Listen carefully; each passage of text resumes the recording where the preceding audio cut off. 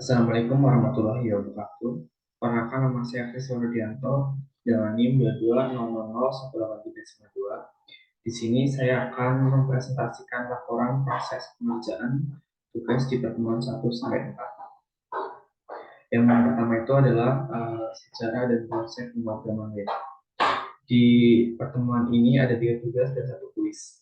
Tugas 1 itu yaitu berisi tentang pendaftaran web PWeb 2023 yang merupakan kita harus bekerja sama dengan teman kita untuk mengcapture atau meng-screenshot bukti kepesertaan gabung di grup WA. Contohnya ada seperti ini. Dan selanjutnya ada tugas 1B, yaitu tentang pemasangan tools agenda atau Google Calendar di smartphone. Ini sangat berguna supaya kita mendapatkan pemberitahuan 30 jika kelas akan dimulai, sehingga kita ingat dengan mata kuliah tersebut. Selanjutnya adalah tugas 1C. Tugas ini itu tentang pendaftaran GitLab. Akan tetapi saya mendaftarkan akun GitHub karena akun GitHub ini sangat berguna untuk pengumpulan tugas-tugas pemrograman web. Selanjutnya adalah tugas 2, yaitu arsitektur pemrograman web berbasis client and server. Tugas 2.A itu tentang berisi pengertian client side and server side adalah istilah yang sering digunakan dalam konteks pengembangan aplikasi web.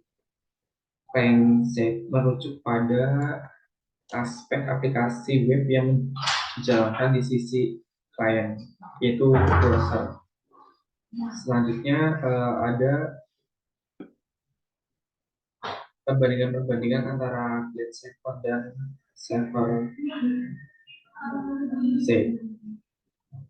Itu pengertian, ada cara kerja, persyaratan, perangkat lunak atau tools yang digunakan, bahasa scripting atau programming, kecepatan, keamanan, ketergantungan. Terus ada contoh penggunaan. Di sini saya akan membacakan tentang bahasa scripting dan keamanan. Kalau misalnya bahasa script atau programming itu di client side itu menggunakan HTML, CSS, JavaScript, Edge, Ajax, Vue, Angular, MVS Script. Terus kalau misalnya di server side itu menggunakan PHP, Node.js, Java, Python, terus sama lebih. Terus dengan keamanannya itu, let's set lebih rentan terhadap serangan dari pihak yang bergantung, yang tidak bertanggung jawab. Sedangkan server side lebih aman dalam hal pengelolaan dan penyimpanan data, karena data disimpan di server dan dapat dienkripsi.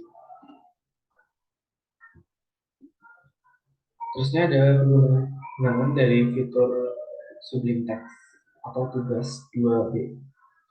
Yang pertama ada view, edit, HTML, add, title, slash title, picture, slash picture, terus ada B, slash B.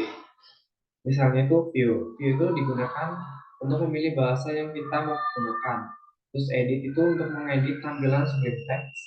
Kalau misalnya tag HTML itu digunakan untuk menandai awal dan akhir dari sebuah halaman web atau dokumen HTML. Kalau misalnya yang B/B itu sebuah tag HTML yang digunakan untuk membuat teks menjadi lebih tebal atau bold. Tag ini bisa digunakan untuk menunjukkan suatu kata atau frasa dalam teks yang ingin ditampilkan dengan lebih jelas dan terlihat lebih menonjol. Ini contoh penampilan teks Sublime Text di tugas 2B. Yang selanjutnya itu penjelasannya tr/head body/body. Nah, di sini tuh slash body itu berguna untuk menandai akhir dari bagian body pada halaman web. Kalau body itu halaman yang menandai bagian dari halaman web yang berisi isi atau konten halaman web yang akan ditampilkan di browser.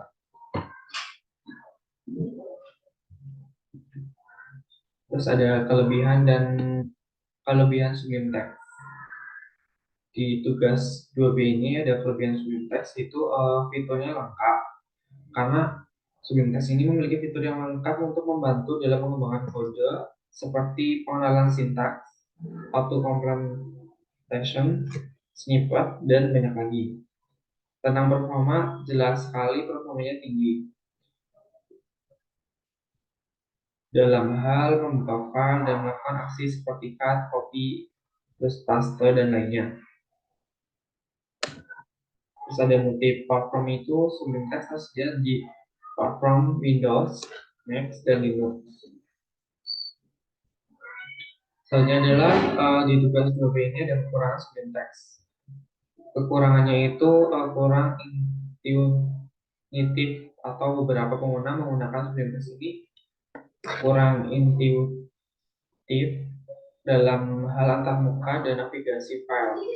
Terus tidak mendukung debugging, yaitu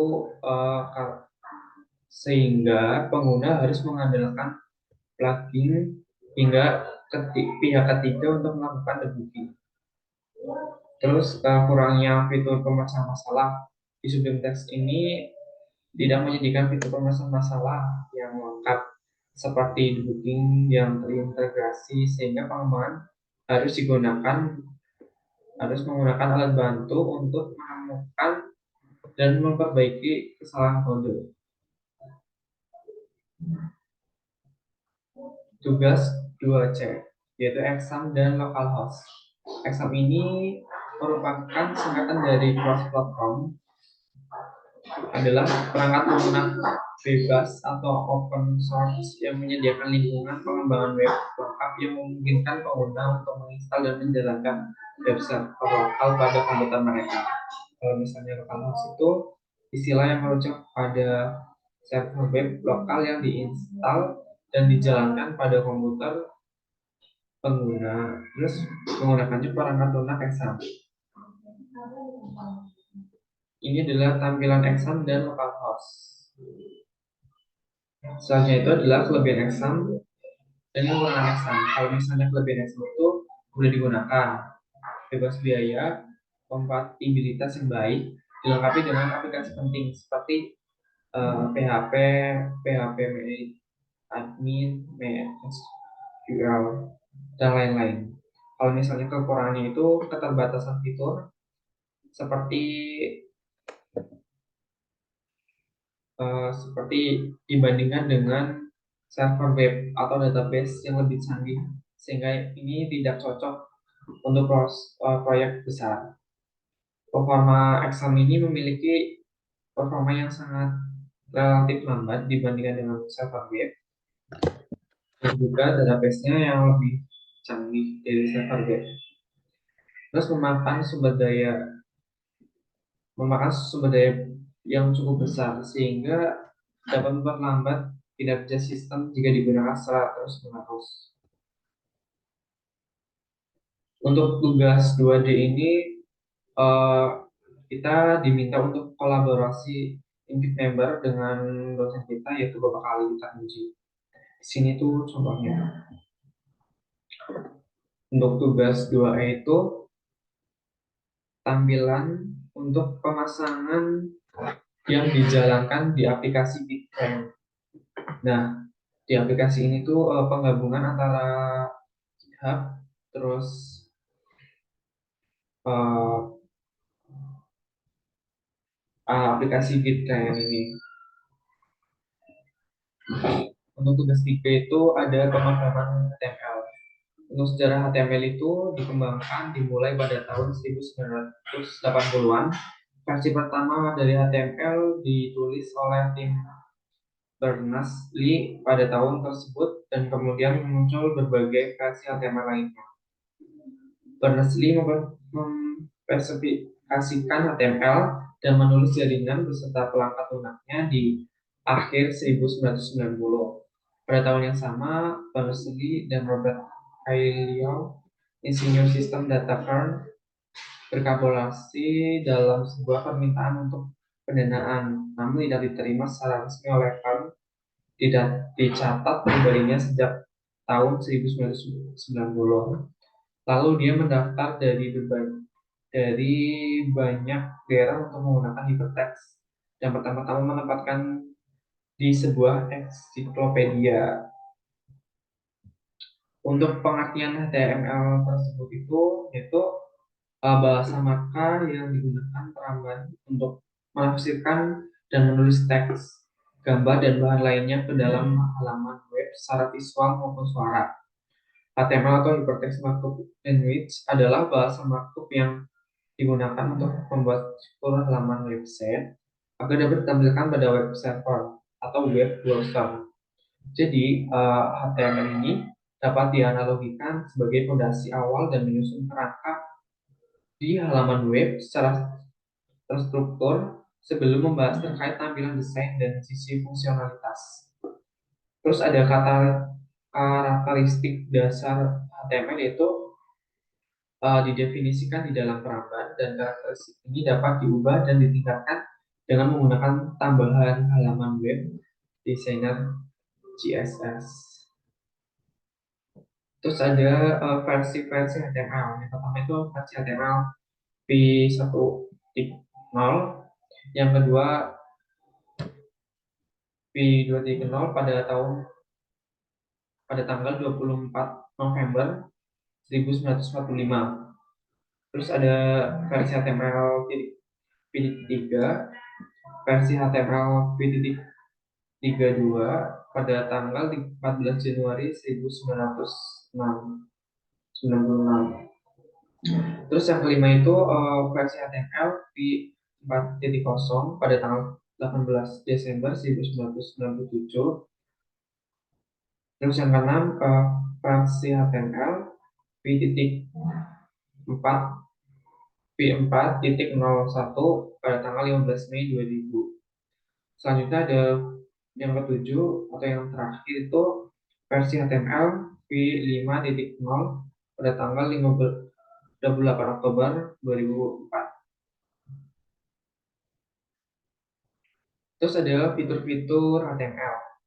Fitur-fitur HTML ini meliputi teks dan format, gambar, tautan, formulir, tabel.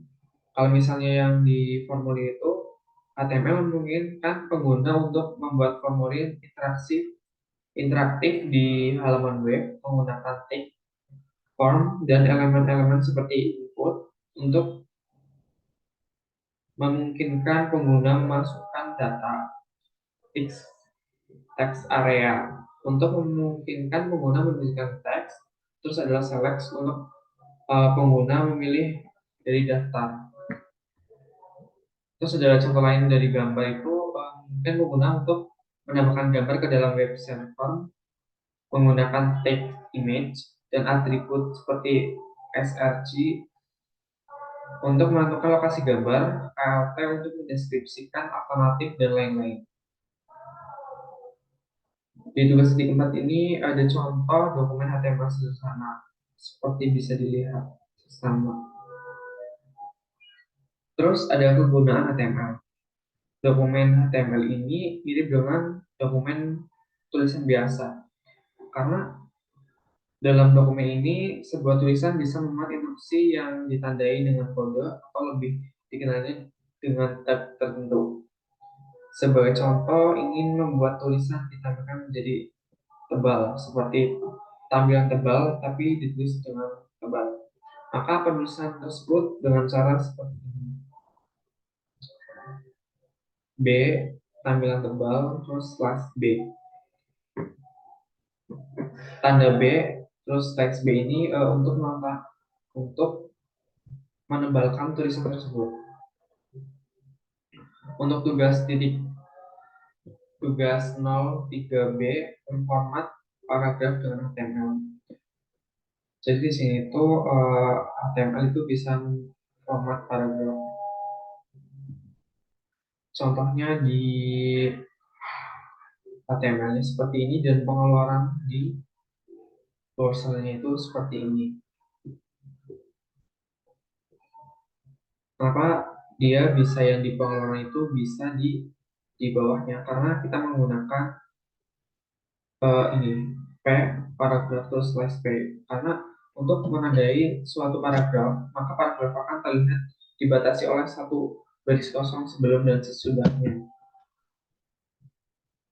Terus ada tiga tugas C, itu tugas yang membuat paragraf yang berisi tulisan kata yang dicetak tebal, miring, terus di garis bawah.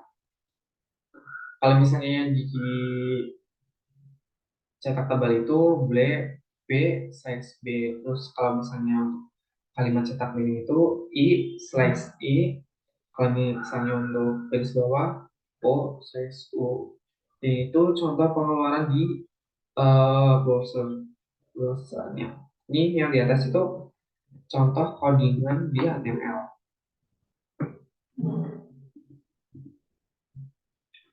Untuk tugas titik 03D itu teks pangkat atas dan bawah dengan HTML.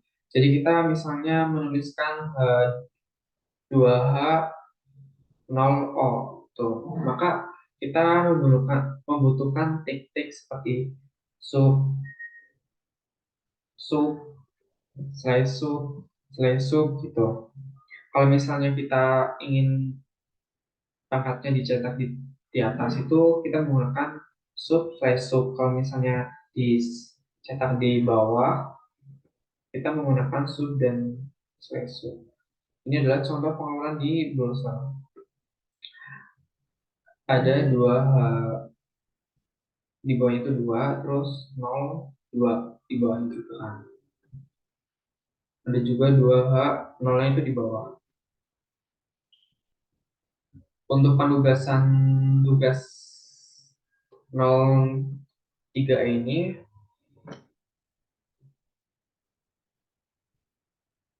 ya, maka kita tuh diminta untuk memindahkan baris ke berikutnya, tetapi baris itu tuh tidak melakukan perkosongan antara baris tersebut. Jadi kita dilakukan dengan BR terus slash BR. Ini contohnya dari pengeluaran tersebut. Terus tugas 03F itu tag format di HTML. Tag format ini memformat suatu bagian kalimat dengan jenis format tertentu. Ada tag font, kita bisa bisa mengubah ukuran font tersebut sesuai ke hati kita. Terus ada tag color, dan di sini tuh cukup kita menggunakan hashtag RRGGBB.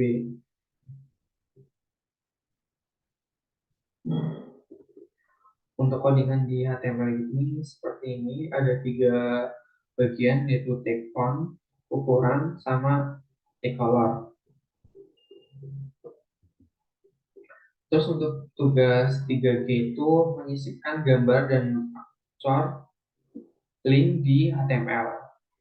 Jadi menampilkan gambar profil dengan tag image, img, terus gambar tersebut itu disimpan pada direktori yang sama dengan file HTML, sehingga menampilkan paragraf seperti yang telah pada materi kuliah tersebut. Terus di tengah-tengah paragraf terdapat logo yang dibuat dengan tag img. Kemudian pada baris di bawahnya itu menampilkan teks yang terdapat implementasi dari tag link. Cara pertama merujuk pada file hal2.html. Aktor ini merujuk pada bagian akhir dokumen. Terus juga yang ketiga itu yang terakhir merujuk pada akhir dari halaman 2 HTML. Kemudian menampilkan gambar detik.com yang mengandung link, sehingga ketika kita mengklik gambar tersebut kita akan diarahkan ke situs detik.com atau ke situs link tersebut. Di sini itu ada codingan di HTML, dan di bawahnya codingan itu tampilan di browsernya.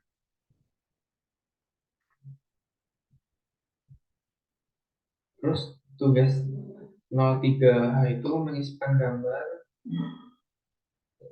aktor link di HTML. Jadi kita itu membuat tag tabel untuk menampilkan tabel per dokumen. Terus memberikan caption judul pada tabel yang berisi ini adalah tabel dengan tag caption. Terus menambahkan tag tr untuk barisan pertama yang berisi dua tag tersebut. Table header untuk memberi judul pada kolom. Terus menambahkan tag tr untuk baris kedua yang berisi dua tag tabel data yang berisi letak dari setiap baris dan kolom pada tabel. Jadi kita itu membuat tabel dengan HTML. Dan di atasnya itu kita membuat dua kolom dan dua baris. Sekian dari saya. Jika ada perkataan yang salah, mohon maaf. Wassalamualaikum warahmatullahi wabarakatuh.